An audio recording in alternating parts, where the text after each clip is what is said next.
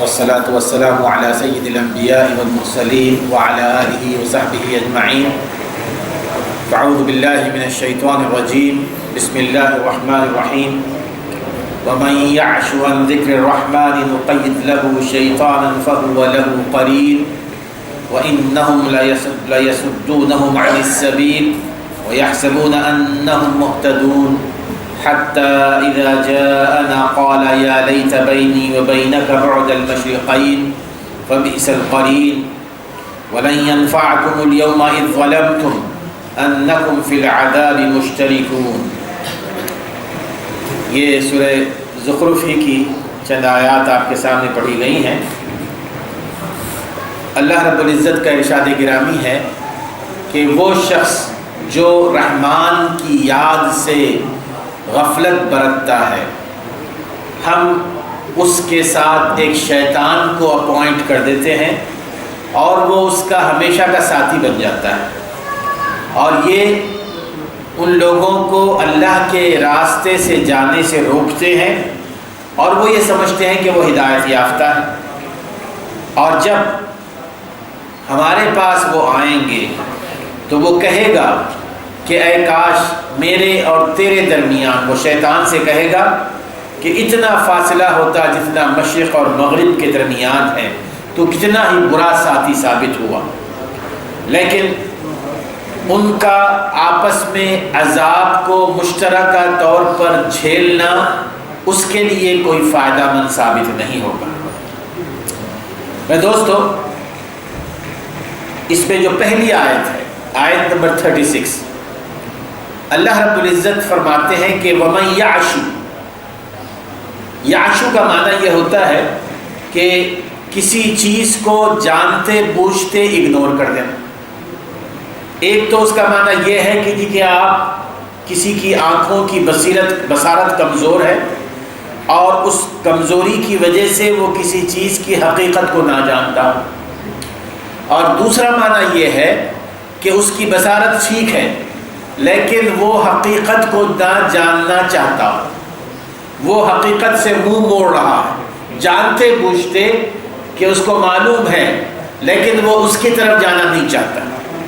تو وَمَن يَعْشُ کا معنی یہ ہے کہ وہ شخص جو جان بوجھ کر اپنے آپ کو اس حقیقت سے اگنور کرے جس حقیقت کا ذکر اللہ تعالیٰ نے فرمایا ہے، ذکر رحمان، رحمان کی یاد.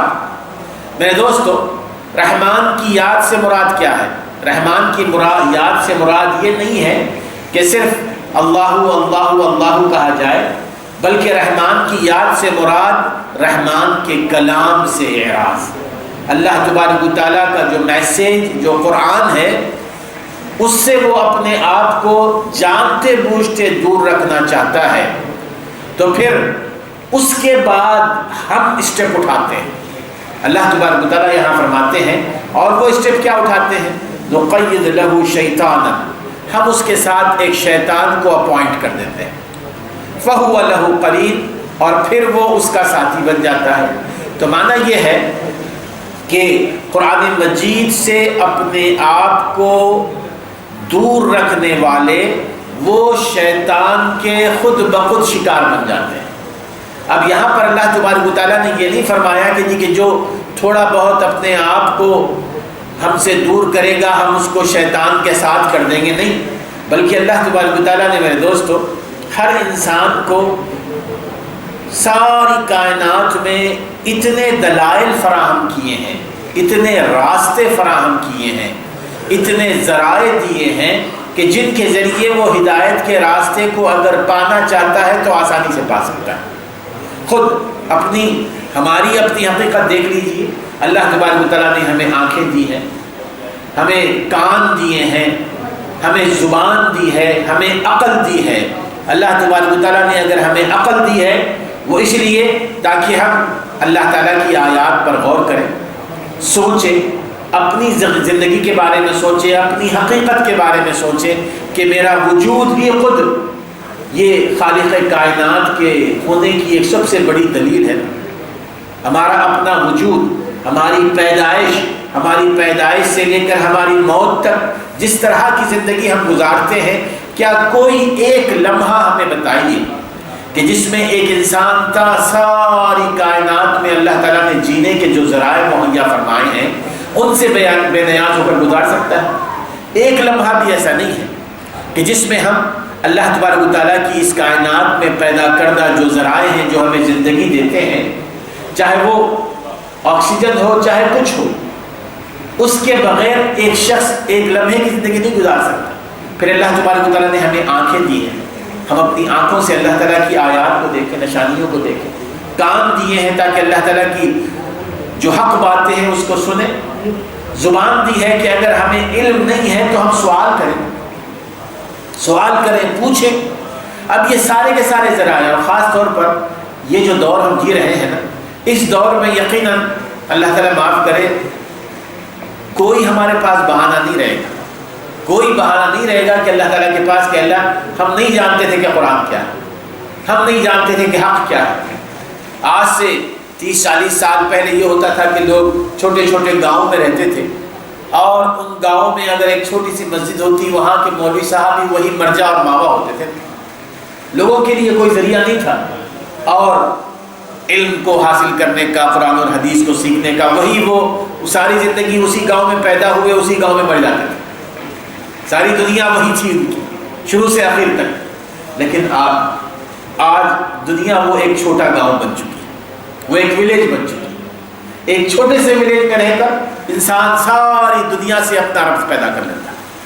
کوئی چیز ایسی نہیں ہے جو اس کو دین کی حقانیت سے روکے رکھے، دین کو سمجھنے سے روکے رکھے۔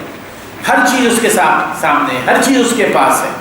کوئی ہمارے پاس بہانہ نہیں رہے گا، کوئی ہمارے پاس حیلہ اور حجت نہیں رہے گی کہ ہم یہ کہیں گے اللہ ہمارے پاس ذریعہ ہی نہیں تھا کہ ہم سمجھیں۔ اللہ کا فرماتے ہیں کہ وَمَن يَعْشُ عَن ذِكْرِ الرَّحْمَنِ، ان تمام ذرائع کو ہم نے تمہیں دیا ہے، یہ ساری سہولتیں ہم نے تمہیں مہیا کی، تمہارے لیے آنکھ، کان، زبان، عقل، سب کچھ ہم نے تمہیں دی، لیکن اس کے باوجود اگر تم اللہ کی آیات کو، اللہ کے کلام کو سمجھنے سے اپنے آپ کو دور رکھو گے، اللہ کو یاد کرنے کے بجائے اللہ کو بھلا کر زندگی گزارو گے، اللہ کو بھلا کر زندگی گزارو گے، اس کے بعد ہم تمہارے ساتھ شیطان کو کر دیتے ہیں۔ اور یہ واقعہ ہے، حقیقت ہے کہ ہمیشہ قرآن مجید میں اللہ تبارک و تعالیٰ نے مختلف مقامات پر فرمایا کہ اللہ تعالیٰ کسی کو گمراہ نہیں کر دیتا۔ اللہ تعالیٰ نے پیدا کیا ہے تو اللہ تعالیٰ چاہتا ہے کہ اس کے سارے بندے دوزخ کے عذاب سے بچے رہیں۔ اللہ تعالیٰ ان کے لیے مہیا کرتے ہیں، راستے مہیا کرتے ہیں۔ جیسے کہ ایک اور جگہ اللہ فرماتے ہیں کہ وَمَن يُشَاقِقِ الرَّسُولَ مِن بَعْدِ مَا تَبَيَّنَ لَهُ الْهُدَىٰ وَيَتَّبِعْ غَيْرَ سَبِيلِ الْمُؤْمِنِينَ نُوَلِّهِ مَا تَوَلَّىٰ وَنُصْلِهِ جَهَنَّمَ وَسَاءَتْ مَصِيرًا۔ وَمَن يُشَاقِقِ الرَّسُولَ مِن بَعْدِ مَا تَبَيَّنَ لَهُ الْهُدَىٰ، کہ کسی شخص کے سامنے واضح حق واضح ہو کر آ جاتا ہے، اس کو معلوم ہے کہ یہ حق ہے اور یہ باطل ہے، اس حق کو جاننے کے باوجود، پہچاننے کے باوجود وہ کسی اور راستے کو اپناتا ہے، رسول صلی اللہ علیہ وسلم کی مخالفت کرتا ہے، جو صحابہ کا راستہ ہے اس راستے کو نہیں اپناتا، پھر اللہ تبارک و تعالیٰ اس کو اسی راستے کے حوالے کر دیتے ہیں۔ اس سے پہلے نہیں کرتے، بلکہ اللہ تعالیٰ اس کو مہلت دیتے ہیں تاکہ وہ اپنے آپ کو درست کرے۔ لیکن وہ اگر اپنے آپ کو درست کرنا نہیں چاہتا تو پھر اللہ تعالیٰ اس کو اس کے حوالے کر دیتے ہیں۔ اور یہ حقیقت ہے میرے دوستوں کہ اللہ تبارک و تعالیٰ نے پیدائش سے انسان کو گمراہ نہیں کیا، اللہ تبارک و تعالیٰ اس کے راستے دیتا ہے، لیکن جب یہ چاہتا ہے کہ وہ اس گمراہی کے راستے پر چلے تو یقیناً شیطان اس کے ساتھ ہو جاتا ہے۔ دنیا میں بھی دیکھیے آپ کہ جو لوگ نیک ہوتے ہیں، نیکوکار ہوتے ہیں، برائی کی طرف نہیں جاتے، کبھی کوئی برے دوست ان کے ساتھ بیٹھنا پسند کریں، یعنی ایک ہی اگر سمجھیے کہ کمپنی میں کام کرتے ہیں یا ایک ہی کالج میں ہیں کہ یونیورسٹی میں ہیں، کچھ لوگ ہوتے ہیں، کچھ طلباء ہوتے ہیں انتہائی برے ہوتے ہیں، کچھ ہوتے ہیں بہت ہی نیک ہوتے ہیں، تو اگر جو نیک ہو ان کے ساتھ کوئی برا طالب علم جو بری عادتوں کا ہو وہ اپنا وقت گزار نہیں سکتا، وہ کہے گا کہ نہیں میں ان کے ساتھ نہیں بیٹھ سکتا، وہ نہیں جائے گا ان کے ساتھ۔ جو نمازی ہے، جو اللہیت جس میں ہے، تقویٰ ہے، کیا وہ کبھی ایسے شخص کو جا کے کہے گا کہ چلو ہم جا کے شراب پئیں؟ نہیں کہے گا۔ ایسے لوگوں کے ساتھ نیک لوگ ہی بیٹھیں گے۔ اور اگر جس کے اندر خود انحراف ہو، جو خود چاہے کہ برے دوستوں کے ساتھ تھوڑا سا اٹھنا بیٹھنا شروع کرے تو ان کو شیطان کو وہاں پر شکار مل جاتا ہے، وہ آہستہ آہستہ اس کو اپنی طرف کر لیتے ہیں۔ تو ابتدا ہوتی ہے ہمارے ہی سے نا، آغاز ہوتا ہے ہمارے سے، اور پھر جب ہم آگے بڑھ کر اس برائی کو چاہنے لگتے ہیں تو پھر اس کے بعد شیطان ہم پر غالب ہو جاتا ہے۔ قرآن مجید میں سورہ قاف میں جیسے کہ اللہ تبارک و تعالیٰ فرماتے ہیں کہ جو قرین ہوتا ہے نا، جس کو اللہ تعالیٰ اس برے آدمی کا ساتھی بنا دیتے ہیں، وہ شیطان قیامت کے دن کہے گا کہ قال قرینہ ما اطغیتہ ولکن کان فی ضلال بعید۔ اے اللہ، وہ قرین اس کا جو شیطان ہوگا قیامت کے دن اللہ تعالیٰ کے سامنے کہے گا اللہ میں نے اس کو گمراہ نہیں کیا، ما اطغیتہ میں نے تیرے راستے سے اس کو دور نہیں کیا، یہ تو پہلے ہی سے گمراہی میں مبتلا تھا۔ تو جو شخص پہلے سے اپنے آپ کو گمراہی میں ڈالے گا شیطان اس کو اور لے جاتا ہے، شیطان اور گمراہ کرتا ہے۔ لیکن جو شخص اپنے آپ کو گمراہی سے بچائے رکھے گا شیطان کا دعویٰ اس پر نہیں چلتا۔ میرے دوست یہ بات ذہن میں رکھیے کہ شیطان کا دعویٰ انہی لوگوں پر چلتا ہے جو اپنے آپ کو گمراہ کرتے ہیں۔ نقید لہ شیطان فہو لہ قرین۔ قرین کا معنی ایسا دوست ہے جو 24 گھنٹے اس کے ساتھ رہے، چاہے تو شیطان اس کے ساتھ 24 گھنٹے رہے گا یا وہ شیطان کا ساتھی بن جائے گا۔ فہو لہ قرین وانہم لیصدونہم عن السبیل۔ اب شیطان کا کام کیا ہوتا ہے؟ وہ ان کو جن پر وہ قابض ہو جاتے ہیں راستے سے روکتے ہیں۔ وہ کون سا راستہ ہے؟ دنیا اور آخرت میں کامیابی کا راستہ، دنیا اور آخرت میں سعادت کا راستہ۔ اور یہ حقیقت ہے کہ آپ دیکھیں گے کہ اس راستے سے روکنے کا معنی کیا ہے؟ اس راستے سے روکنے کا معنی یہ ہے کہ شیطان ان لوگوں کو نہیں بہکاتا جو آلریڈی برائیوں میں مبتلا، جو گناہوں میں مبتلا ہیں۔ شیطان کہتا ہے کہ جی کہ مجھے ان کے ساتھ وقت ضائع کرنے کی کیا ضرورت ہے، خود بخود یہ شیطان بنے ہوئے جو اپنے آپ کو مختلف برائیوں میں مبتلا رکھتے ہیں۔ شیطان تو ان سے آرام سے بیٹھتا ہے، کہتا ہے کہ جی کہ مجھے ان سے روکتا شیطان کن کو ہے؟ اس راستے پر جانے سے جو اپنے آپ کو برائیوں سے نکال کر نیکی کی طرف متوجہ ہونا چاہتے ہیں، جو اللہ کی طرف جانا چاہتے ہیں۔ اب شیطان ان کے راستے میں بیٹھ جاتا ہے۔ شیطان اب یہ کرتا ہے کہ جی کہ وَإِنَّهُمْ لَيَصُدُّونَهُمْ عَنِ السَّبِيلِ۔ اب ایسے نیک لوگوں کو جو چاہتے ہیں کہ تھوڑا سا اللہ کے راستے کی طرف بڑھیں، اب وہ کہے گا کہ جی کہ اب میرا کام شروع ہوا ہے، یہ بندہ اللہ کی طرف جا رہا ہے، میں نے اس کو روکنا ہے۔ سورہ اعراف میں اللہ تبارک و تعالیٰ نے شیطان کے حوالے سے فرمایا کہ وہ یہ کہے گا کہ لَأَقْعُدَنَّ لَهُمْ صِرَاطَكَ الْمُسْتَقِيمَ، لَأَقْعُدَنَّ لَهُمْ صِرَاطَكَ الْمُسْتَقِيمَ، کہ میں اے اللہ تیرے ان بندوں کے پاس جاؤں گا اور جو وہ تیرے سیدھے راستے کی طرف جا رہے ہیں نا، وہ جو جانے کی کوشش کر رہے ہیں صراط مستقیم کی طرف، وہاں پر میں بیٹھوں۔ وہ بندے جو صراط مستقیم کی طرف جانا چاہتے ہیں شیطان ان کو روکنے کے لیے پوری کوشش کرتا ہے۔ وہ بندے جو آلریڈی شیطان کے چیلے ہیں، شیطان ان سے تو بے پرواہ، وہ کہتا ہے کہ یہ مجھے ان کی طرف جانا ہے اس لیے کہ آلریڈی وہ میرا کام کر رہے ہیں۔ لَأَقْعُدَنَّ لَهُمْ صِرَاطَكَ الْمُسْتَقِيمَ ثُمَّ لَآتِيَنَّهُمْ مِنْ بَيْنِ أَيْدِيهِمْ وَمِنْ خَلْفِهِمْ۔ وہ کہے گا، وہ کہتا ہے اللہ تعالیٰ سے کہ اللہ میں ان بندوں کے پاس، ان بندوں کو بہکانے کے لیے میں پوری کوشش کروں گا جو تیری طرف جا رہے ہیں۔ ثُمَّ لَآتِيَنَّهُمْ مِنْ بَيْنِ أَيْدِيهِمْ، میں ان کے سامنے سے آؤں گا، وَمِنْ خَلْفِهِمْ، میں ان کے پیچھے سے آؤں گا، وَعَنْ أَيْمَانِهِمْ وَعَنْ شَمَائِلِهِمْ، میں ان کے دائیں جانب سے آؤں گا، میں ان کے بائیں جانب سے آؤں گا، وَلَا تَجِدُ أَكْثَرَهُمْ شَاكِرِينَ۔ اور اللہ تو دیکھے کہ تیرے اکثر بندے تیرے شکر گزار نہیں ہوں گے، یعنی ایسے بندوں کو وہ سراؤنڈ کر لیتا ہے جو تھوڑا سا نیکی کی طرف بڑھنا چاہتے ہیں نا۔ تو اسی لیے دیکھیں گے آپ کہ جو لوگ برائیوں میں مبتلا ہے ان کو کوئی شکایت نہیں ہوتی ہے، کوئی وسوسے نہیں آتے ہیں، کوئی برے خواب نہیں آتے ہیں، کوئی مختلف قسم کی ذہن میں مختلف قسم کے غلط خیالات نہیں آتے، مزے میں اپنی زندگی گزار رہے ہیں برائیوں میں مبتلا۔ اور وہ جو اللہ تعالیٰ جس کو ہدایت دے، اگر وہ نماز شروع کر دیتا ہے، قرآن مجید کی تلاوت شروع کر دیتا ہے، تو کہتا ہے کبھی آ کے کہ جی کہ اب آہستہ آہستہ مجھے برے خواب آ رہے ہیں، اور کبھی کبھار برے برے خیالات آتے رہتے ہیں، یہ شیطان کی طرف سے ہوتا ہے۔ جو برائیوں سے نکل کر نیکی کی طرف مائل ہونا چاہتے ہیں نا، شیطان اب پوری کوشش کرتا ہے کہ اس بندے کو روکے۔ کچھ لوگ کہتے ہیں، ذہن میں بات آتی ہے کہ جی کہ میں تو مومن تو ہوں، میرا ایمان تو ختم ہو گیا ہے. کسی کے ذہن میں بات آتی ہے کہ جی کہ میں منافق ہو گیا ہوں. بعض نوجوان جو بچپن میں مختلف قسم کی وہ برائیوں میں مبتلا رہے، عام طور پر ان کے ذہن میں یہ بات ہوتی ہے کہ میں نے توبہ تو کی ہے لیکن مجھے یقین ہے کہ اللہ تعالیٰ توبہ قبول نہیں کی. یہ شیطان کی طرف سے ہوتا ہے. یعنی یہ ذہن میں آنا کہ جی کہ میری توبہ قبول ہوئی کہ نہیں قبول ہوئی. بھائی یہ تو اللہ تعالیٰ کے بارے میں اس قسم کا گمان رکھنا یہ تو ایک گناہ ہو جاتا ہے. اللہ تعالیٰ خود وعدہ فرما رہا ہے کہ تم میری طرف رجوع کرو، توبہ کرو، میں تمہاری توبہ قبول کروں گا. یہ ہوتا ہے شیطان کی طرف سے. بعض لوگ کہتے ہیں کہ جی کہ ساری زندگی گزر گئی ہے، اب کیا خواب مسلمان ہوں گے آخری وقت، چاہے جو زندگی ہے باقی اسی زندگی کو گزارنا.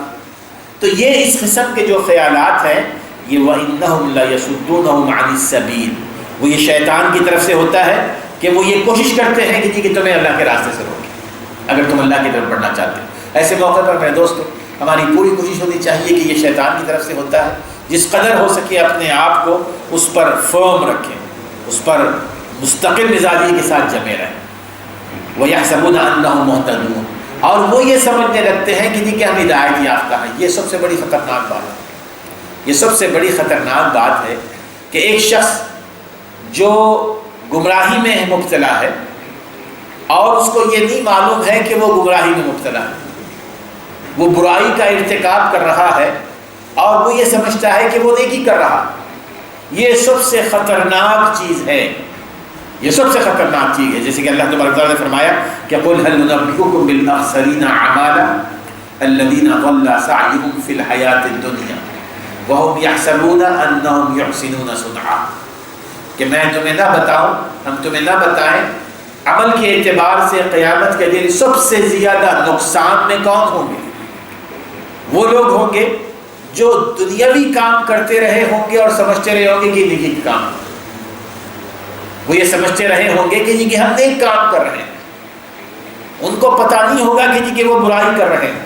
فارسی میں وہ اور عربی میں بھی عام طور پر یہ مسئلہ مشہور کہ لوگوں کی دو قسمیں ہوتی ہیں، بلکہ 4 قسمیں بیان کی گئی ہیں لیکن زیادہ مشہور 2 قسمیں ہیں. ایک قسم کے لوگ وہ ہوتے ہیں جو نہیں جانتے، لا علم، بہت ساری چیزوں کو نہیں جانتے لیکن وہ یہ جانتے ہیں کہ وہ نہیں جانتے. وہ یہ جانتے، اتنا جانتے ہیں کہ انہیں علم نہیں ہے، ان کو دین کا علم نہیں ہے یا کسی اور چیز کا جو نالج ان کے پاس نہیں ہے اس کے بارے میں ان کو پتہ ہے کہ میرے پاس یہ نالج نہیں ہے. تو وہ ایسا جاہل ہے کہ جو کبھی نہ کبھی سیکھنے کی طرف توجہ کرے، کبھی نہ کبھی سیکھنے کی طرف توجہ کرے گا. یعنی اس کی مثال ایسی ہے کہ جیسے آپ موٹر وے پر جا رہے ہیں، گاڑی پر جا رہے ہیں اور آپ غلط راستے پر جا رہے ہیں. اگر آپ غلط راستے پر جا رہے ہیں تو وہ شخص جو غلط راستے پر جا رہا ہے اور اس کو یہ معلوم نہیں ہے کہ وہ غلط راستے پر جا رہا ہے، وہ کیوں ادھر ادھر جائے گا؟ وہ گاڑی موڑے گا ہی، وہ تو جاتا رہے گا، جاتا رہے گا، جاتا رہے گا یہاں تک کہ اپنی منزل سے دور ہو جائے گا. لیکن وہ شخص جس کو پتا ہے کہ جی کہ میں نے راستہ غلط لیا، جو جانتا ہے، جو نہیں جانتا لیکن جانتا ہے کہ میں نہیں جانتا، لیکن یہ جانتا ہے کہ مجھے علم نہیں ہے، تو یقیناً وہ کسی نہ کسی شکل میں کبھی نہ کبھی وہ سیکھ لے گا. یعنی ایک شخص کو دیکھے نا جو نہیں جانتا لیکن اس کو نہیں پتا ہے کہ میں نہیں جانتا ہوں، تو اس سے تو کوئی امید نہیں رکھی جا سکتی، اس سے کوئی امید نہیں رکھی جا سکتی. جیسا کہ جو راستہ بھٹک جائے اور اس کو نہیں معلوم ہو کہ میں غلط راستے پر جا رہا ہوں، وہ کبھی واپس ہو کر اپنا راستہ صحیح راستہ نہیں لے گا. اور جس شخص کو پتا ہوگی کہ میں نے راستہ مس کر دیا ہے، سائن میں نے مس کیا ہے، تو وہ کوشش کرے گا کہ فوری طور پر واپس لوٹ کر آ جائے. تو یہ وہ لوگ ہیں کہ وَيَحْسَبُونَ أَنَّهُمْ مُهْتَدُونَ، وہ راستہ شیطان کا چل رہے ہیں اور یہ سمجھتے ہیں کہ جی کہ ہم ہدایت یافتہ ہیں، ہم ہدایت پر ہیں. اس لیے کہا جاتا ہے نا کہ جی کہ مشہور ہے کہ المبتدع احب الى ابلیس من العاصی، وہ لوگ جو بدعات کا ارتکاب کرتے ہیں، جو بدعات کا ارتکاب کرتے ہیں، تو بدعت کا ارتکاب، بدعت کا پر عمل کرنے والے شیطان کے پاس زیادہ محبوب ہیں اس شخص سے جو نافرمان ہے اللہ کا. جو اللہ کا نافرمان ہے، چوری کرتا ہے، زنا کرتا ہے، شراب پیتا ہے، نمازیں نہیں پڑھتا ہے، وہ سب سے بڑا نافرمان ہے۔ لیکن اس سے زیادہ وہ شخص جو بہت سارے کام کرتا ہے اور یہ سمجھ کر کرتا ہے کہ میں نیکی کام کر رہا ہوں، لیکن قرآن و سنت کی روشنی میں وہ بدعات کا ارتکاب کر رہا ہے، تو شیطان اس کو زیادہ پسند کرتا ہے۔ کیوں پسند کرتا ہے؟ وہ اس لیے کہ شیطان کو یہ پوری طرح پتہ ہے کہ اس شخص کے واپس اللہ کی طرف جانے کا کوئی امکان نہیں، اس لیے کہ وہ جو کچھ کر رہا ہے یہ سمجھ کر رہا ہے کہ اللہ کا تو مجھ سے خوش ہے، میں تو سیدھے راستے پر ہوں، میرا راستہ ٹھیک ہے، میں نے کوئی سائن مس نہیں کیا، میں تو سیدھے منزل پہ صحیح منزل پہ پہنچوں گا۔ تو شیطان کو وہ پسند ہے بنسبت اس کے کہ جو شرابی ہے، زناکار ہے، لیکن آج نہیں کل اس سے توبہ کا امکان ہے نا، توبہ وہ کر سکتا ہے، لیکن وہ شخص جو پہلا ہے وہ توبہ نہیں کرے گا۔ وَيَحْسَبُونَ أَنَّهُمْ مُهْتَدُونَ حَتَّى إِذَا جَاءَنَا قَالَ يَا لَيْتَ بَيْنِي وَبَيْنَكَ بُعْدَ الْمَشْرِقَيْنِ فَبِئْسَ الْقَرِينُ، یہاں تک کہ جب وہ دونوں ہمارے پاس آئیں گے، یہ آخرت کے حوالے سے اللہ تبارک و تعالیٰ قرآن مجید میں دیکھیں نا کہ جو ایمانیات ہے نا ہماری، یعنی ایک تو وہ ہے جس کو آپ اسلام کے ارکان کہتے ہیں، the pillars of Islam, pillars of Islam جیسے شہادہ ہے، نماز ہے، روزہ ہے، حج ہے اور زکوٰۃ۔ اسی طرح پلرز آف ایمان بھی ہیں، ایمان کے ارکان، اور ایمان کے ارکان میں جو سب سے زیادہ اہم ترین چیزیں ہیں کہ اللہ پر ایمان لانا، رسولوں پر ایمان لانا، ملائکہ پر ایمان لانا، فرشتوں پر ایمان لانا، اور اچھی اور بری تقدیر پر ایمان لانا، اور یوم آخرت پر ایمان لانا۔ لیکن عام طور پر قرآن مجید میں جب بھی اللہ پر ایمان کا ذکر آتا ہے نا، اکثر آپ دیکھیں گے یوم آخرت کا بھی ذکر آتا ہے، یوم آخرت کا بھی ذکر آتا ہے۔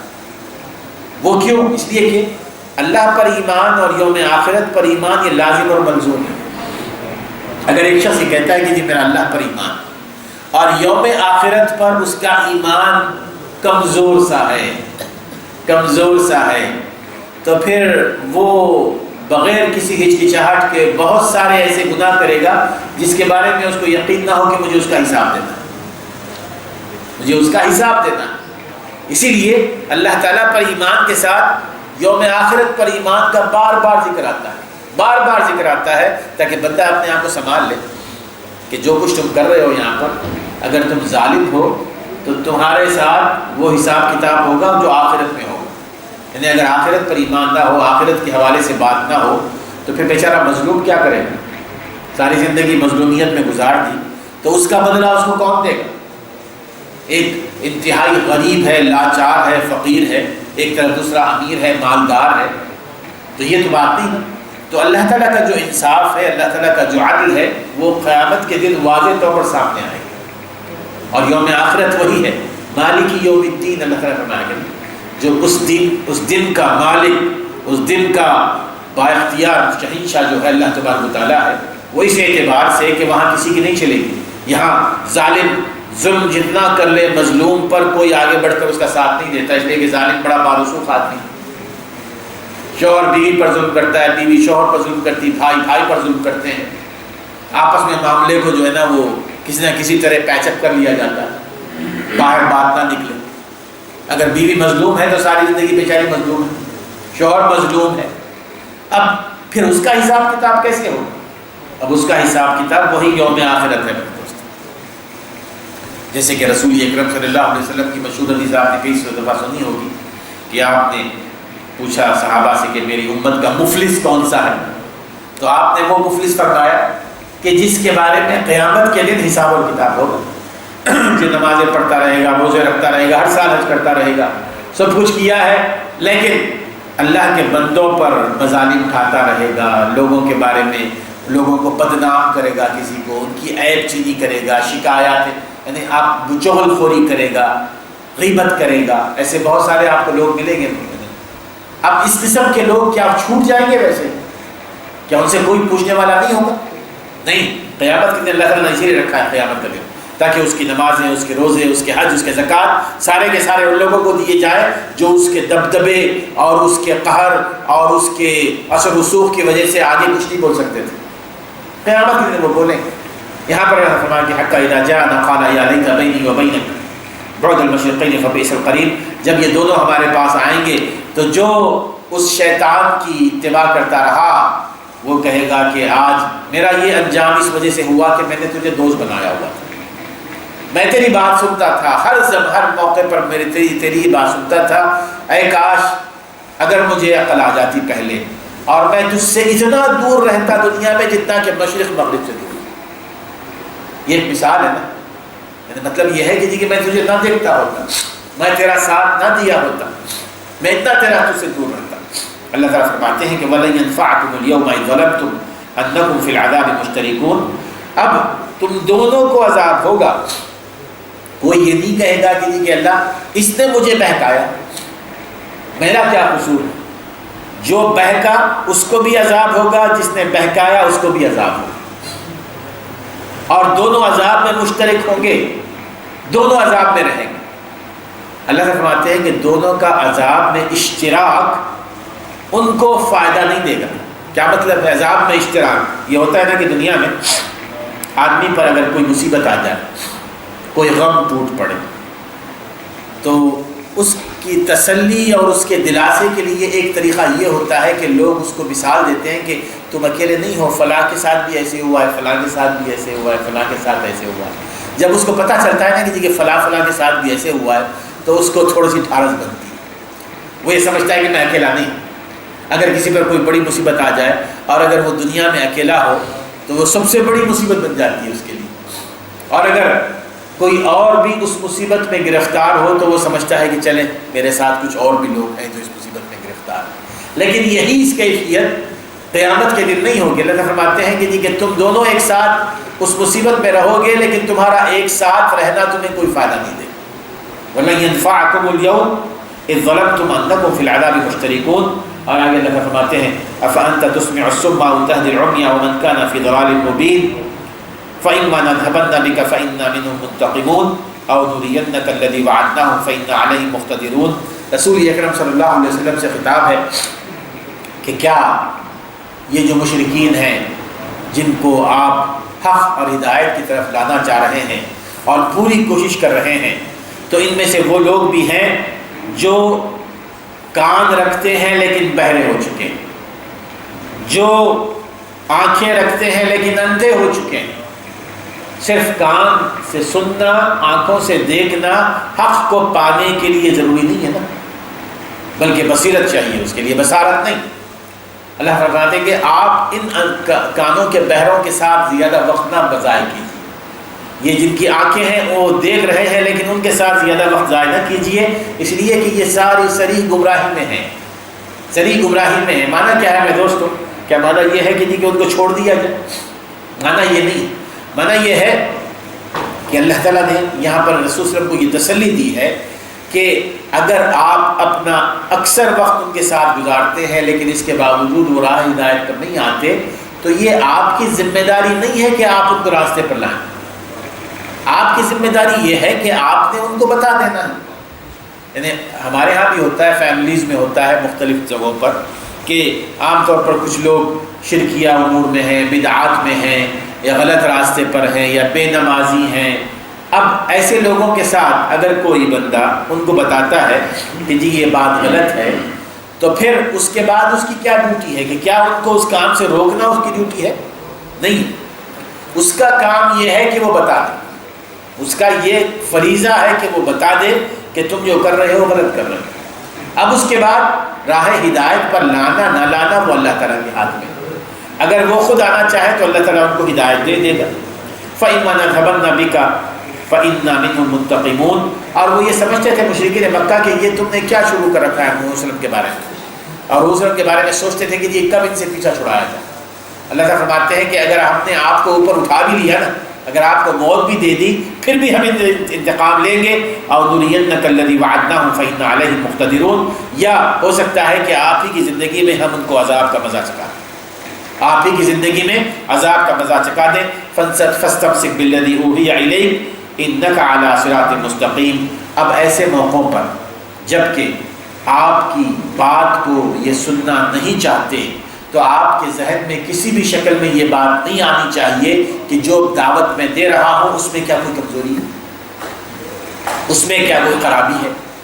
اللہ تعالیٰ فرماتے ہیں کہ فَاسْتَمْسِكْ بِالَّذِي أُوحِيَ إِلَيْكَ، جو چیز ہم نے آپ کی طرف وحی کی ہے قرآن مجید، اس کو تھامے رکھی۔